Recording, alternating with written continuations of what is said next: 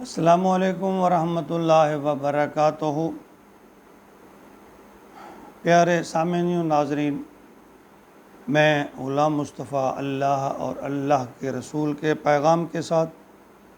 پیام اسلام چینل سے آپ کے سامنے حاضر۔ درس قرآن کے سلسلہ میں آج کا ہمارا سبق سورۃ الاعراف آیت نمبر 69 پر مشتمل ہے۔ اعوذ باللہ من الشیطان الرجیم، بسم اللہ الرحمن الرحیم۔ اوعجبتم ان جاءکم ذکر من ربکم علی رجل منکم لینذرکم واذکروا اذ جعلکم خلفاء من بعد قوم نوح وزادکم فی الخلق بسطۃ فاذکروا آلاء اللہ لعلکم تفلحون۔ جب قوم عاد نے ہود علیہ السلام پر طرح طرح کے الزام لگائے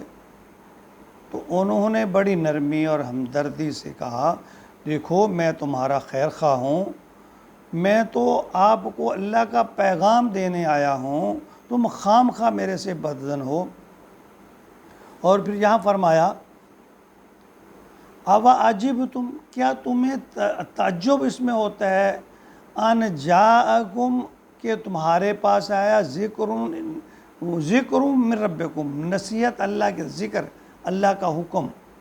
قرآن کہہ لیں دوسری کتب کہہ لیں، یہ اللہ کا ذکر،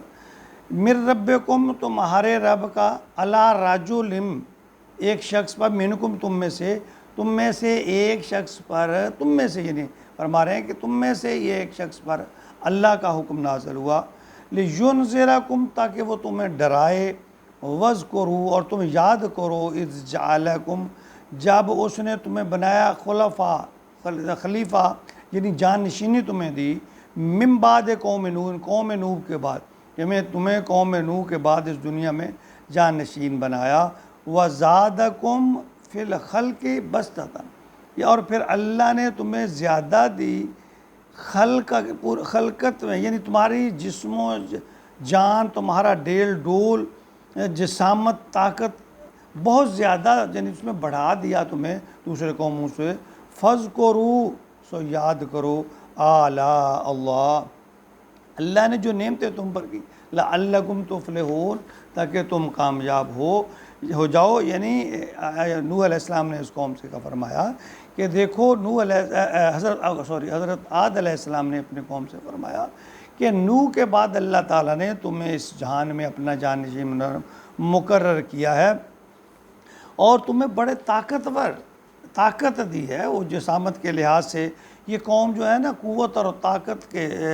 اعتبار سے، یعنی وہ اس گھمنڈ میں مبتلا ہو گئے کہ انہیں حق بات سننے اور سمجھنے کی صلاحیت ختم ہو گئی، کہ ان کے بارے کہا جاتا ہے کہ ان کے جسم بڑے بڑے تھے، قد بہت بڑے تھے۔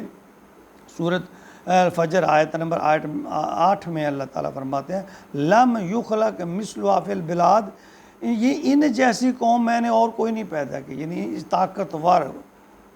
جسم کے لحاظ سے مضبوط، ان کے قد جو تھے 12 سے لے کر 18 فٹ تک ان کے یعنی قد تھے، یعنی 6 ہاتھ سے 9 ہاتھ تک کہتے ہیں، کھجور کے تنوں کی مانند جسم ان کے تھے، اور اس کے ساتھ ساتھ رزق کی فراوانی اللہ تعالیٰ نے دی۔ تو حضرت ہود علیہ السلام نے فرمایا کہ تمہیں یہ عجب کیوں لگتا ہے کہ تمہیں اللہ تعالیٰ نے تم ہی سے تمہاری اصلاح کے لیے مجھے چنا ہے، اور اللہ کا قانون ہے کہ اس نے تمام انبیاء اور رسول کی باسط جو انسانوں میں سے فرمائی ہے، انسان کی اصلاح کے لیے انسان کو بھیجا ہے۔ قوم نوح کی ہلاکت کے بعد اللہ تعالیٰ نے قوم عاد کو عروج بخشا، پھر یہ قوم اپنی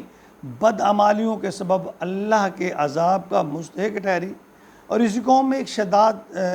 نام کا ایک بادشاہ تھا جس نے زمین پر جنت بنائی، یعنی طوفان نوح کو یعنی انہوں نے وہ بھلا دیا جو اللہ کا طوفان آیا تھا،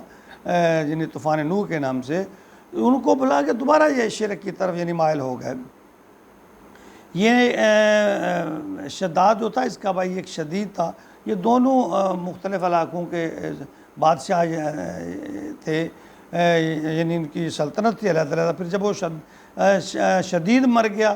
وہ بھی ایک سرکش آدمی تھا، تو اس کی موت کے بعد پھر ساری جو سلطنت ہے وہ شداد کے حصہ میں آ گئی، اور بہت بڑی سلطنت تھی. کہا جاتا ہے کہ یہ 900 سال تک زندہ رہا، اس کی عمر بڑی تھی. 300 سال تک تو اس نے وہ جنت کہتے ہیں جو اس نے دنیا میں بنائی تھی، 300 سال تک اس کی تعمیر میں لگا رہا. یعنی میں بھی اللہ کے مقابلہ میں ایک جنت بناؤں گا. تو جب اس کی اللہ کا کرنا ہے، جب اس کی تیاری ہو گئی، وہ اپنے رؤسا اور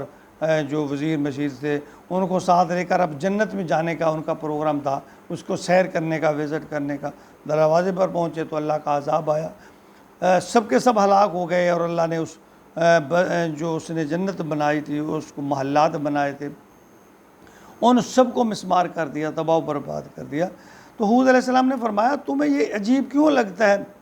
کہ تم ایک شخص کو جسے اللہ نے تمہاری رہنمائی کے لیے منتخب کیا ہے تم دیکھتے نہیں ہو، یعنی تم اس کو جھٹلا رہے ہو، اس کو جھوٹا کہہ رہے ہو، تم دیکھتے نہیں ہو. تو نوح علیہ السلام کی قوم کو انہیں کی بدعمالیوں کے سبب اللہ تعالیٰ نے ہلاک کر دیا، اور وہ بھی ایک قوم تھے، اور اللہ نے تمہیں ان سے زیادہ طاقتور قوم بنایا ہے، رزق بھی اللہ تعالیٰ نے بہت زیادہ دیا ہے. لیکن وہ ہٹ درمی پر قائم رہے، اور تکبر، ہٹ درمی. یعنی دیکھیں جب انسان پر اللہ کا عذاب اس وقت ضروری ہو جاتا ہے جب وہ کسی چیز کی حقیقت کو دیکھ لیتا ہے، جان لیتا ہے، سمجھ لیتا ہے، پھر بھی اس کو نہیں مانتا. ہٹ درمی پر، یا اپنے اقتدار کی وجہ سے، یا دولت کی وجہ سے، یا اس شرم سے کہ میں اس کے متبع ہو جاؤں، اس کو میں بڑا مان لوں. یعنی اگر انسان کو کسی بات کا علم ہو جائے یہ بات غلط ہے، پھر بھی وہ اس پر عمل پیرا رہے، تو اس وقت اس بندے پر یا اس قوم پر پھر عذاب ضروری ہو جاتا ہے. یہ اللہ کا قانون ہے. تو اس لیے ہمیں آج ہم سب کو سمجھتے ہیں، سمجھتے بوجھتے اگر ہم حق کا ساتھ نہیں دیں گے تو سمجھ لیں پھر اللہ کا عذاب، اور اللہ کے عذاب آ رہے ہیں طرح طرح سے ہمیں سمجھانے کے لیے، ہم پھر بھی اس کو نہیں سمجھ رہے ہیں. اللہ تعالی ہمیں حق اور سچ کے ساتھ کھڑا ہونے کی توفیق دے، اور دنیاوی مصلحتوں سے ہٹ کر اللہ تعالی ہمیں سرخرو کرے کہ ہم اور حق اور ہر ساتھ کے ساتھ کھڑے ہوں، تاکہ اللہ کے ہاں سرخرو ہو سکیں. اللہ تعالی عمل کی توفیق عطا فرمائے. آمین.